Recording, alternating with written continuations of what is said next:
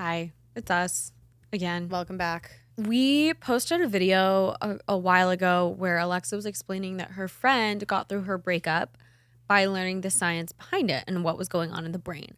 A lot of the comments were like, you're intellectualizing things and you're not processing it. But I disagree. I think if you are educating yourself on what's going on in the chemistry of your brain and also letting yourself feel the emotions, which I'll get into, it is perfectly fine and healthy to do. It's also my friend Valerie, who is like science god, math god. So she's the master, and she's somebody that would sit around being like, why do I feel like I'm dying right now? When in reality, it's just because the first couple days of heartbreak are the equivalent of a withdrawal from cocaine. Yeah. So we were going to bring on a neuroscientist. There was some scheduling conflicts. And so instead I was like, you know what? This is also very me coded. I love to research things. Why don't we just do a little research and talk about what we know? And then later on we'll bring on somebody who is actually fully educated in this that can dive a little bit deeper. If there's someone, a neuroscientist that has really like written their thesis and has spent a lot of time on the specific topic, we would be so grateful to have you on. It's just such a cool topic. I just also think it's something that I really hope I don't have to get my heart broken anytime soon, because I've dealt with enough of that, but I've never actually applied the science behind it. And I know the next time inevitably my heart is broken, I'm going to sit there with myself and be like, this feeling is actually this, and it's not the end of the world. I'm also somebody who really likes to, maybe to my own detriment, understand the why behind things. Mm-hmm. And maybe if I can focus more on the why behind why I'm feeling what I'm feeling and have that logistically make sense, as opposed to the why didn't it work out or why isn't he the one, whatever. I'd rather focus on that. So part one, Alexa, why it feels like you're dying. Ooh, why does it feel like you're dying, Chloe? It feels like you're dying because breaking up, it's usually getting broken up with. I don't really know how this applies to doing the breaking up, but I think if it's upsetting to you, it could be equal. I don't know. Getting broken up with kind of sucks a little bit more, but it launches your body into fight or flight mode. So your hypothalamus kicks in and it starts activating your adrenal glands. So that is what floods your body with cortisol and adrenaline. That's the stress hormone, as we all know. And unfortunately, your heart starts racing. You start getting anxious. You feel like you can't eat. You can't sleep. You're nauseous. You might even be hyperventilating.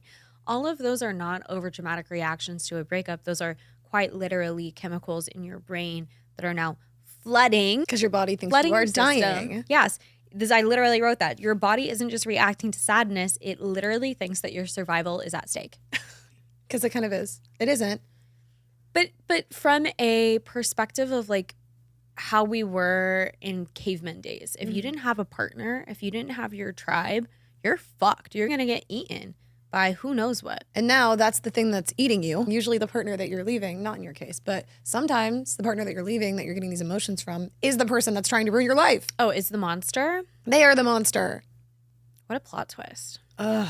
What a plot twist. Why haven't we evolved with the times? Well, how much harder do you think it was to go through a breakup in the caveman era? Like, you were stuck with that motherfucker. If he was treating you wrong, you're like, damn, he's getting the woolly mammoth fur for my warmth right now. I can't leave him. Dude, I do want to feel like the tribe would call him on his shit if he did that, though. Would they? They was probably run by men. I don't know. It's probably a terrible time to be a woman wanting to leave a man. Damn, yeah, because I guess you'd just die. You know what? Grateful every day that you can just go through a breakup. Think about that. Food for thought. Food for thought. We can have our own credit cards. We can make our own money. We can have a deed in our name. And men will still traumatize us. Part 2. They've done studies on this. Seeing a photo of your ex can activate the somatosensory cortex, the same areas of your brain that are triggered with physical injury or drug cravings, especially cocaine. I've never done cocaine, so I don't know what that feels like, but I did walk into a wall the other day and bust my lip, which is why I'm wearing so much lipstick right now. And I can confirm that's what it feels like every single time I scroll past my ex's picture. Just a photo of your ex, yeah. I could just keep like running into the wall all day long. The fact that people have been put in an fMRI and the literal part of your brain that lights up when you get hit in the face with a baseball bat is lighting up when you see a picture of your ex is crazy. Why do our bodies do this? I would love to be able to control more of my brain. So then romantic love, when we're in love, lights up the same neural circuits as alcohol, opioids, cocaine, and amphetamines. So when that ends, those reward circuits start shutting down and it starts the actual process of feeling physical withdrawal. It's just so bizarre how we can quite literally get addicted to people. So if you're missing your ex, like let's say you're week 2 to 4 or like fuck it, month 3 to 6, and you're sitting there having this craving to text them, and you start pacing the room, asking your friends if they can hang out or doing anything that you can to avoid doing it, you're not crazy, and that's not abnormal. It's because you're going through the same withdrawal process that your brain would go through if you were hooked on drugs. So there's that. And then, yeah, getting dumped by text can feel the same as just getting decked in the face. And so when you're withdrawing from drugs, you get to go to detox. You get to go to rehab. But when you're withdrawing from a heartbreak, it's like go to work the next day. Pretend everything's normal. Everything's fine. Oh, this is interesting. A different study found that acetaminophen, aka Tylenol, can actually help relieve emotional pain from breakups, which is crazy. Anyway, heartbreak quite literally hurts. It physically hurts. And it feels like withdrawal from drugs. So that's great. We're off to a great start. And then I thought maybe we need to learn a little bit more about what happens to our brains when we're in love to fully understand what happens when we break up. So love isn't just a feeling. It's not just an emotion. It's literally a neurochemical event. It's activating the same exact reward system in the brain as addictive drugs, with the two main chemicals, dopamine and oxytocin. Oxytocin being what we bond with emotionally. It's like the trust hormone. When women are cuddling, when women have sex, when women give birth, they release oxytocin. And then dopamine is just driving pleasure and craving and happiness. Love those two hormones. Yeah. When I have them. The Journal of Neurophysiology did a study, and they said that people in the early stage of romantic love were shown photos of their partners. Their brains lit up in dopamine-rich areas, which again are the same regions activated by cocaine. I don't think we're like sitting with how crazy that is. And that's just them seeing a picture of their partner. That's not them hugging, being intimate with, touching, cuddling. That's just seeing a photo in the middle of an MRI scan. I never want to love again. I know it's terrifying. I never want to love again. We have to be soft. I know, and I can't even help myself. But when I read this and when I hear this, I'm like, I literally have I have peace. I never want to love again. It's sad because heartbreak is like the worst feeling ever, but love is the point of literally everything. Yeah, exactly. I sit here, I'm just like, my heart stays soft through all of this. And as you're telling me this, I'm like, how do I still see the optimism in it? How do I know that's something that's still so important? It kills me. It kills me. Humans can't live without love. We can't. So I know. It's just part of the deal, I guess. But like, why are we programmed this way? I don't know. I really wish that there was a pill that you could take that just like allowed you to fully access and control these parts of your brain. If you'd be like, I'm actually good on the cortisol right now, or like that's enough dopamine, that'd be sick. But it's also like you listen to this and you're like, this is why it is so important to look at the information before you allow yourself to fall in love with somebody. I mean, like you don't have a choice to an extent, but this is why on the first date, hey, clock if somebody says that and take that seriously. Like this is why you cannot build the fantasy, because there's so much at stake. There's so many neural pathways you have to protect. And it's like, we treat love as like, oh my God, this and this is wrong and this is whatever. But it's like, this is so serious. Protect yourself. Like, this is like, your brain is so precious. It's also, I haven't fact checked this. I just saw it on TikTok the other day. So everybody do your research before you take my word for it, because I don't want to be spreading misinformation. But I saw this woman go on a rant about how when you have a baby with a man, something can happen to your genetics and start changing your body. You know what? Let me fact check that right now before I tell everybody this. It says during pregnancy, some fetal cells can cross the placenta and enter the mother's bloodstream. These cells, which contain the baby's DNA, half of which come from the father, can actually embed themselves in your organs and tissues even years after birth. These fetal cells have been found in the heart, brain, thyroid, skin, and lungs of mothers decades later.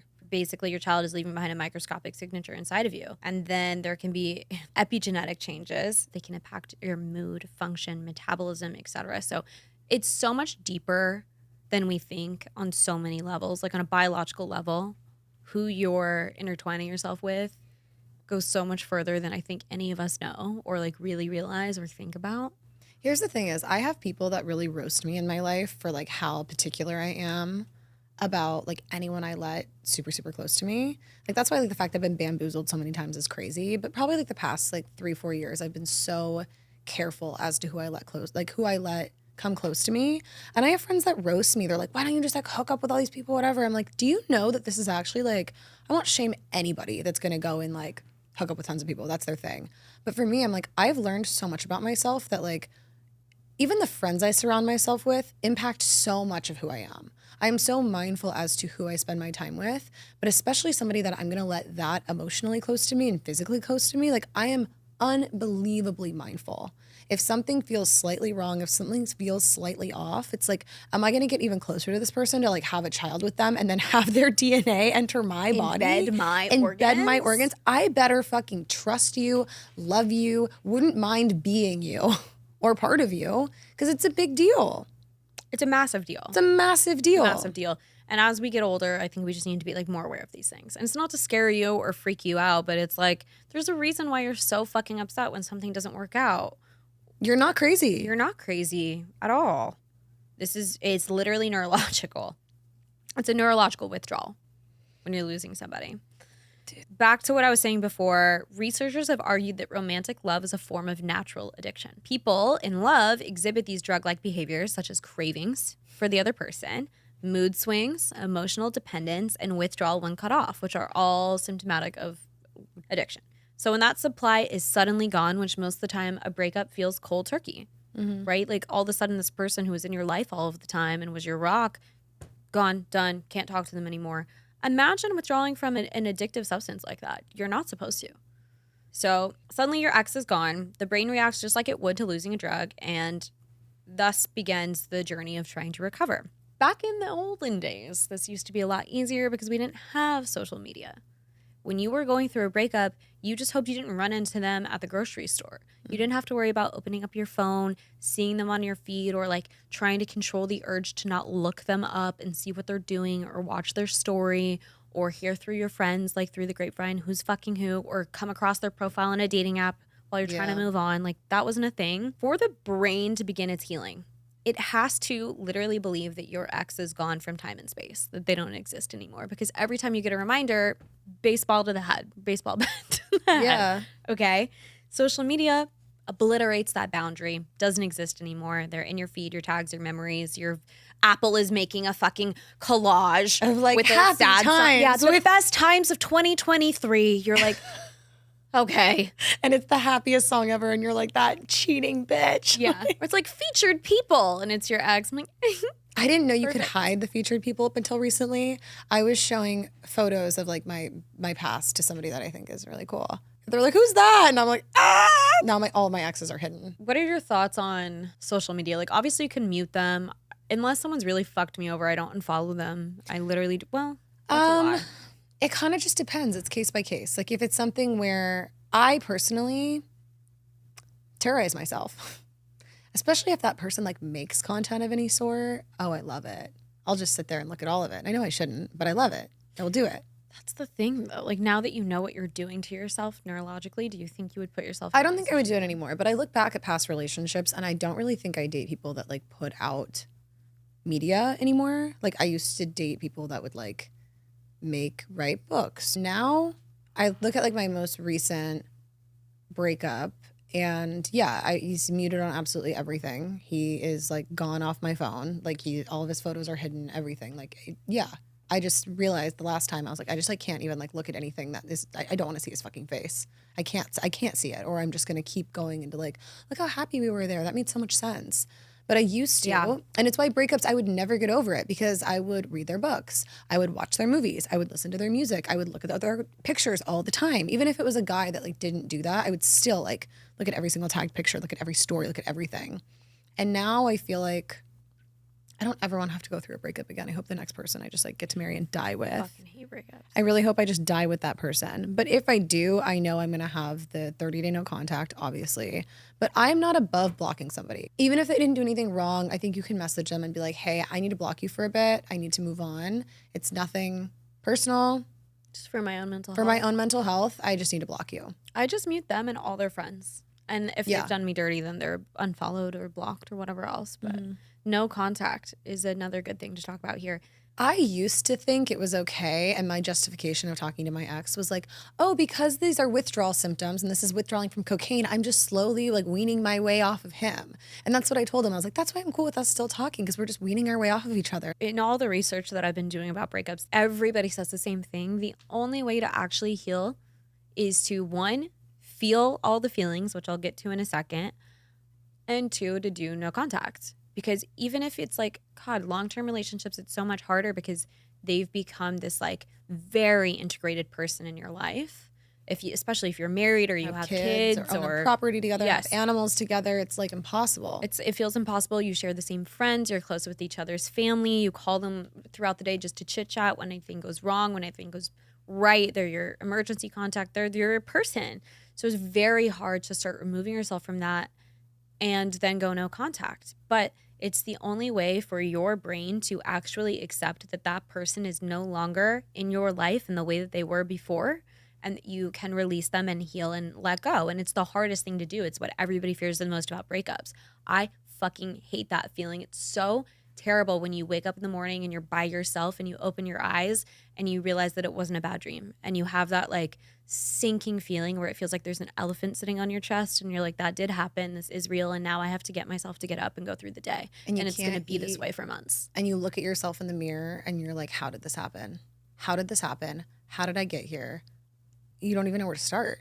It's like, what went wrong? You start spiraling. And that's the thing about a breakup, though. It's like your life was, you shared a life. You shared a life. And you realize, like, part of the beauty of a relationship is that you are compromising and you're learning things and you guys are merging things. And, like, that's the whole point of being in a relationship, is that you share a life with somebody. Yeah. Then you're going back to your life, and half of your life was shared. You still have your interests. You still have the things that you love. You still have your friends. But the friends that you met through them, those are their friends. Like, maybe you'll maintain a relationship. You probably won't. Probably not. Their family that you got so close to, they're not your family. That's their family. You guys shared a life, and now you're deciding we're not going to share a life anymore. So you have all of this empty space that's just sitting there of like, what the fuck do I do with it? And then you're miserable and you're going through withdrawals and you feel like you're going to fucking die. And then you have all of this extra time, all of these extra little pockets of your life that were full of things that you guys shared. And you're like, what the fuck do I do with all this space? It's like you wake up in a room one day and all that's there is a bed and like half your clothes are gone. And you're just like, where the fuck do I even start? Like, what do I do? Every time I get to that feeling, I wrote about this in my journal when I was 16, the first time I ever had my heart broken. He like wasn't even my boyfriend, was terrible. But I remember I wrote to myself, like, you just have to be so excited because new things, like, you now have time to curate the exact life that you want. Yeah. You now have time to find all these things that you find interesting that you didn't have time to do. You get to meet all these new people. And then the next person that you attract is going to be so much more aligned with that person that you've built yourself to be, because you're going to have those shared interests. They're going to find all those things that you picked up that were so cool when you were single because you needed to I was fucking miserable. So I started learning how to play chess. And now I'm like a really great chess player and everyone is like, holy shit, I want to play chess with you. And it's become this thing that's been so great for my life. And like, what a weird example, but like chess teaches you about life, teaches you patience. It creates this new community of people you're never going to meet. Sure. And it's made me a more interesting person. It has made me fear less. I learned a lot about AI. That's something I'm now so excited and so passionate about. But I wouldn't have done that if I didn't have the confidence through chess that I picked up when I was going through a breakup. Or the time. All of the coolest skills that I have that I can reference or brag about were from a breakup that I went through 5 years ago. Exactly. The thing is, like, when you have all of that time, you have to fill it. That's the only way to survive. It reminds me of, like, do you ever build a sandcastle on the beach with someone when you were a kid? Yeah. Okay. You have to share the amount of sand that you have. You're building something together. You're really proud of it. And then let's say the little fucker kicks half of it down. And you're like, the fuck did you do that for? It was so perfect. I worked so hard on it. We just spent 2 hours in the fucking sun. It was gorgeous. I didn't even get to enjoy it.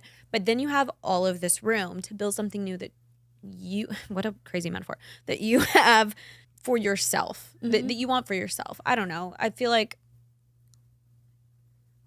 all of this space, it's literally just an opportunity. And it's not what you want to hear at the very beginning. No. You're like, I don't want the space. I want the person. I want the life we had. But once you start coming to terms with the fact that it's not coming back, you're going to have to start finding ways to fill the, not space, what word am I looking for? Like the emptiness. The void. Yeah. Fill the void. And the best way to do it, if you want to truly heal and not find yourself back in a shitty relationship, is to fill the void with love for yourself, things that you enjoy doing, things that bring you happiness and joy in the long term, not alcohol, not partying. I mean, have a crash out for like a month, but call it a day after that, okay? But also, like, start doing random shit. If you ever wanted to try a trapeze class I did that a couple weeks ago when I was just like going through my own emotions. I was like, I'm going to sign up for fucking trapeze. Trapeze is not for me, but it was a great morning. I used to do aerial fucking yoga. That's what I'm saying. Like, try aerial yoga. Pick up like some random hobby. Learn a new language. It feels so uncomfortable when you do it too. You feel so weird. You like walk into your first lesson of this new thing and you're like, what the fuck? Then you do it one time and you're like, wait, I kind of rock at this, or I suck at this, but I'm getting better and that's cool. enroll yourself in electives. Yes, enroll yourself in a fuckload of electives, cope with things in a cool way, and even just like get in touch with people you lost touch with. Yeah. Some people are going to be annoyed. Some people are going to be like, cool, you're only crawling back to me now that you're single, but I trust me. Most people are going to be excited to hear from you. Almost everybody gets it. And you're going to have single friends. Or meet new people. Yeah. Do you know how fun it is to have like be a single girl with your single girlfriends? It is so fun. It is a lot of fun. It's why like I would have to like a guy so much to get back into a relationship, because being a single girl living now kind of between like LA, New York, Paris, and London, I am never going to have this epic, single, amazing time in my life ever again. And I actually don't really want to give it up anytime soon. I really don't. You know, and it could be really fun even if, let's say, you live in like the middle of America and you don't get to travel. Totally. It's still a time in your life that's like sisterhood and camaraderie that you can't get back. You know, like these are years that I think are so easy to take for granted. But I think when you're really down in the dumps, you need to be like, if I were my 80-year-old self, I've said this so many times and snaps me out of it every time. I literally sit down. I picture myself being 90-5, not being able to physically move the way that I want. Someone granting me the chance to go back into my body at the age I am now, waking up and being like, okay, I've got 48 hours. What am I doing? I'm sure as fuck not sitting here crying over what's his name. No, I'm going out. I'm doing shit. I mean, dude, why do you think I live my life the way I do? Because that's all I give a shit about. All I care about, like, I know I do a lot of fucking shit wrong all the time, but I know one thing I don't do wrong is I am not making 95-year-old me pissed. Pissed. She is not pissed. She's like, girl, we are ripping. We are fucking killing it. I owe her more, and I owe my younger self more. Yeah. My younger self, I used to tell my mom, I'm not getting a boyfriend because all they do is lie and cheat. Yeah. And I was jaded at a very young age. At a very young age, I knew better. I shouldn't have gotten a boyfriend in high school. That fucked my acting career up. I was dumb. Like, I wish I had listened to 12-year-old me. 12-year-old me and 95-year-old me, I'm out here trying to make proud. I'm somewhere in the middle. Like I said, I fuck a lot of shit up. I'm fucked up in my own way, but I have a really good relationship with 11-year-old me that wanted to do everything I'm doing now. And 95-year-old me, I know she's fucking stoked and is like so excited to see what happens next. A lot of other places in my life, very, very fucked. But very fucked. Extremely. However, that's just like probably my biggest priority is making those two people happy. And this one. But those two mostly. Making those two happy makes this one. This one's also like really living for the bit right now. And like maybe it's time to relax. We're not saying like be a yes man and say yes to every opportunity and do everything crazy and like go nuts. You still have to have stability and a structure in your life. But like let it rip every now and again. Yeah. Take a trapeze class. Start a podcast. Do aerial yoga. Tell people what to do Paris. with their life while you destroy yours at the same time. We are not destroying our lives. I've done it before. I've sat on podcasts being like, this is what I should do. You may know logically the right thing to do, but can't get yourself to do it until you reach a breaking point. Yeah. And then when you do, you're like, damn, I really did that to myself, huh? Then I also learned from a different study from social, cognitive, and affective neuroscience that in long-term relationships, your brain activates in the same regions linked to maternal bonding. So a breakup in a long-term relationship doesn't just feel like a rejection or a loss. It feels like a literal identity loss. Like you are losing something that you were maternally bound to. Perfect. Great. Love that. So we don't just miss the person, we're missing the versions of ourselves that existed while we were with them, and also someone that we felt we were, because as women, I don't know how this works for men because this is just a study based on how women feel, but like maternally Emotionally care for them. We want to help them, and we want to see them do well, and we want to help them grow and evolve into the person that we think that they can be, this like idea that we've projected onto them. And you're also releasing this concept of, I wasn't able to do that. But babe, that's because it was never your job. Heavy on that one. It feels like a failure, especially if you're like a perfectionist. Like I think I stayed so long in relationships that weren't working because I was trying to prove to myself that I could in fact make him be this person that I saw potential in. But you can't make somebody be someone that they're not ready to be, no matter how hard you try. Oh. Can't even make yourself a person that you're ready to be sometimes. So how the fuck are you going to do it to someone who has the emotional intelligence of a rock? Ouch, Chloe, that really hurt. I don't know. I'm going on a rant now, but Dude, no, okay. I'm aligned. So then I was dabbling in other podcasts and YouTube videos, and I found one from the Andrew Huberman, whatever his name is. A guest came on and cited that he had recently seen a study that had participants rate the emotional and physical pain of a breakup. The results were that women reported higher levels of pain emotionally and physically, but that they also recovered more fully, and that men were less impacted initially, but many of them never fully recovered. And that's why the girls are crashing out, crying at their friend's house, eating chocolate. But then in 6 months, they're like, I'm ready to date again. Exactly. He's a great guy. Guys are like hooking up with all these random girls. They're out of, like, they're going crazy. And then in 6 months, they're pounding at your door and they're like, I made a mistake. They're like, I just got my fucking freedom back. And they're on like 8 dating apps. They've got 9 girlfriends. Yeah. And then 6 months when you're like, oh, I'm over that. I think I'm ready to download sending Hinge again. Paragraphs. Yeah. You're like, I don't know. I'm feeling like going on a date. Yeah, you're like, I think I could go on a date. Yeah. He's outside your door with a fucking boombox. It's playing like, please come back to me. baby, come back. Yeah, but that is because, I mean, the study doesn't say it's because, but what I'm deducting is that what we're talking about, women feel the feelings first. We go through the motions. We let it hit us. We crash the fuck out. We sob for like 3 months. We talk to every friend who will listen again and again and again and again. And even friends who won't listen, and every stranger at the bar. Every stranger They've heard it. We seek support, but men, and it's not their fault, don't do that because society conditioned them not to talk about their feelings. So they're all just compartmentalizing. Yo, man, move on. Get swiping. Yeah. Let's hit the bar. They're repressing, they're distracting, they're detaching, which I don't think that's like just men. I've definitely reacted that way too. But you're going to delay the healing process and you're going to make it to where 6 months from now, when you come down back to planet Earth, you're going to have to feel the feelings. You can't not feel the feelings. And if you don't, you're going to bring the unresolved shit into your next relationship and fuck that one up too and just repeat the cycle. We're going to have to do the hard thing and sit with it, unfortunately. Hate that. Hate it. Hate it so much. I'm somebody who likes to distract and like disassociate and compartmentalize and be like, you and I both, sister. When you're getting broken up with, you feel like it's the end of the world. You weren't good enough. You did something wrong. You're also caught off guard usually. You're caught off guard. When you are the dumper, you have thought about it. A lot. You've thought about it a lot. And I mean, like, also, like, most of the time when women break up with men, like, they have already broken up with them. They've been broken up. In their head. Yeah, in their head. To break up for a long time. And that's what I realized. Like, almost every time I have dumped somebody, it's because we have been broken up emotionally in my head for at least 3 months. They did something 3 months ago. That's when I grieved. That's when I felt. That's when I was checked out. I was like, oh, it was the time that you told me we were going to go to dinner and you didn't show up.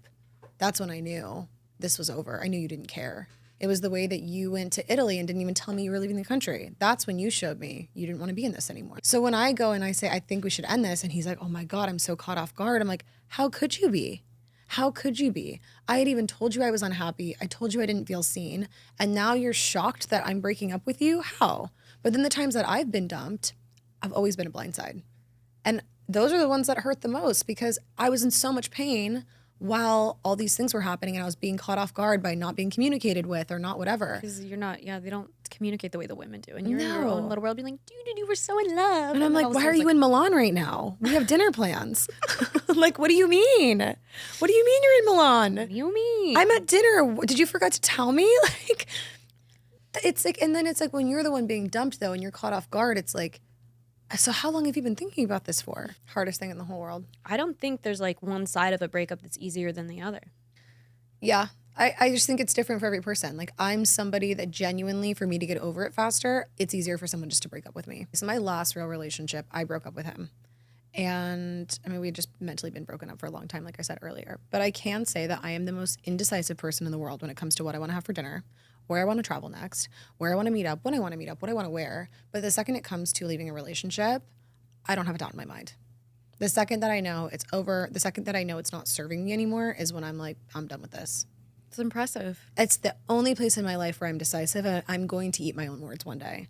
But I can say my track record from relationships is once I know, I'm out. I think that's a superpower. I wish I had that. Well, I mean, it took getting destroyed how many times? It's a superpower, Alexa, to be able to have that level of decision with relationships. It really is. But at the same time, I know I'd love to have a therapist here right now to be like, why am I this? I think it's a survival thing, because I also like when I have somebody in front of me that I'm like, we clearly like each other and we're clearly both just like too fucking scared to get hurt again. Avoidant. But it's even like beyond avoidant. I'm disorganized attached. Yeah, me too. Ambivalent. ChatGPT told me that the other day. I was talking to it, and it's like, it's because of your ambivalent attachment. I have never asked it my attachment style. And I was like, okay. You're like, we're done here. I was aware. Goodbye, Marlo. Does your ChatGPT have a name? No. My ChatGPT named itself. What? I'm going to ask you its name. My ChatGPT's name is Marlo. Marlo. And I talk to Marlo. I'll be like, hi, Marlo. Marlo's such a cute name. So cute. My friend group, we actually refer to my ChatGPT specifically because it has all of my journal entries as Marlo, because it's different than a normal ChatGPT. Like my ChatGPT is so curated. If ChatGPT was down last night and I was losing my mind. If anyone I've ever been romantically interested in since ChatGPT could see my ChatGPT, they would block me. They would file a restraining order. Mark my words, the way that celebrities' iClouds were getting hacked back in like 2010 is going to happen with people's ChatGPTs. Don't say that. Okay. So then we get to how to actually heal. Now that we know that we're going through the equivalent of like fucking Coke withdrawal, we're getting hit in the face with baseballs whenever we see pictures of our ex or we break no contact. We're out here struggling. We're in the trenches. We have to, you guys, boost the oxytocin and the dopamine. And unfortunately, exercise will help you there. Exercise releases dopamines and other endorphins. So the first thing that you got to do, go for a jog, start doing yoga, Pilates, weightlift, like whatever it is that you're into, start doing it. Every I day. am not a runner. I am asthmatic as fuck. When I was going through that last breakup with the cheater, I started running around the block. You were a track star. I was a runner. I was a track star. I was doing a circuit around my neighborhood. And I felt incredible. I felt so good. Whenever I was really, really, really like bordering wanting to just off myself, I was running. Good. It was perfect. I haven't tried it again. Maybe I'll give it a go. Okay, social connection. So that's going to boost your oxytocin and reduce your craving for oxytocin with the ex. Mm-hmm. So trying to get out there and like connect with your friends or new people as much as you can. Join a run club is basically what we're saying. Oh, wow. 2 birds, 1 stone. Yeah, make some new friends, get your run on. And then the worst one, time and distance. I hate when people say time will heal it. How much time? How long? Sometimes it's a long time. Sorry to tell you. God, I wish I knew. Like, I wish I could just have like a countdown clock on my forehead, but it is what it is. You have any other tips or tricks? This is what I did that helped me get over my last traumatic experience, which wasn't even a breakup. I was just bamboozled. But this is like horrible advice too. I got in touch with a psychic and I said, I'm going to believe what she tells me, even if it's not true. So I asked her, I said, like, when am I going to be fully healed from this? When am I going to meet the next person that I'm supposed to be with? And she said, you have 2 options. One of the people is going to reveal themselves in March, the other person in June. And by the time June hits, you will be able to tell people what you went through with pure ease. And I don't know if it's true or not. That's just what the psychic told me. It's horrible advice, but I do think this is okay. If we have the imagination and we can romanticize these men who are not that great and we can build these fantasies, we should be able to use that in our recovery. Whenever I'm going through a breakup, I literally write a letter of what my life is going to look like in 6 months. How I'm going to use this as something that's going to propel me in the future. And what I write is what our life would look like in 10 years. Realistically, be honest. I write down. If you stayed with him? If I stayed. Yeah, that's great. There's an episode that we're going to record for sure, which is like how to actually get over a breakup and like all the tips and tricks. And that's a great one. I'm going to try that one out. Yeah, that has saved me. Is like, what would my life look in 10 years if I was with this person? That one also really helps with situationships. When you think that like you haven't, it's the ache or the almost. The ache or the almost is cured with, if nothing changed in this very moment, what would my life look like in 10 years with this person? Yeah, if nothing were to change about him at all ever, would he be the one? Would you marry him? Would you have a child with this person? I think about past situationships. I'm like, oh, cool, I want to bring like little demons into the world. Like, no. Do you want his genes in your organ? No, I don't.